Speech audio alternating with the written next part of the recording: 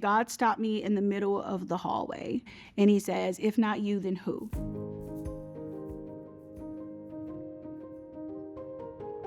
So I remember one time my husband and I, we came back from the movies. We're still dating. We're just boyfriend and girlfriend. And we walk by and you hear like the rustling of the leaves. And then this little girl just hangs upside down. Hey, girlfriend. Hair not did. I had probably clothes from 2 days ago on. Like, I was just a mess. She's like, hey, girlfriend. And you're like, hi. And she just starts giggling. And I just fell in love with her. I was like her stalker. Fast forward, my husband and I are now newly pregnant, and she became a little obsessed with my stomach. And then after we had our son, she's actually in the video when we bring him home from the hospital. Come here, Harmony. You can say hi. So she then wanted to start coming over and visit him. So she would knock on the door to see the baby. Are you having another one? So sometimes she would knock on the door and she would, ask to come in, and her mom would let her come in. So she was hanging with, two late 20-year-olds and a 1-year-old.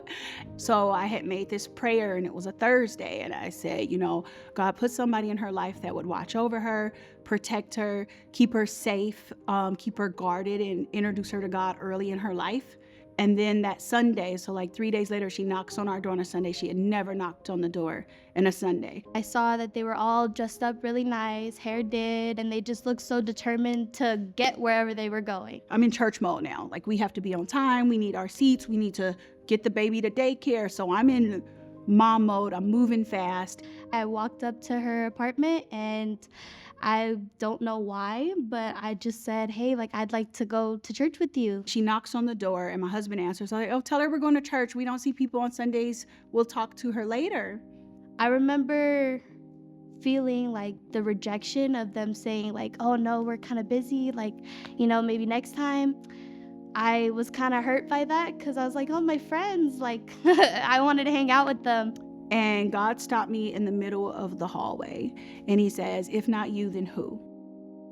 I was going home and I remember hearing her apartment door open. And I call and I say, hey, ask your mom if you can go to church with us. And I'm thinking it's a long shot, to be honest with you. So I was like, bet. So I ran downstairs. I ran into my house. I was like, I want to go to church. I want to go to church.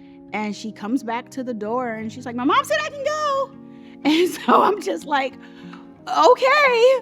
So she gets in the car and she comes to church with us, and the rest is history.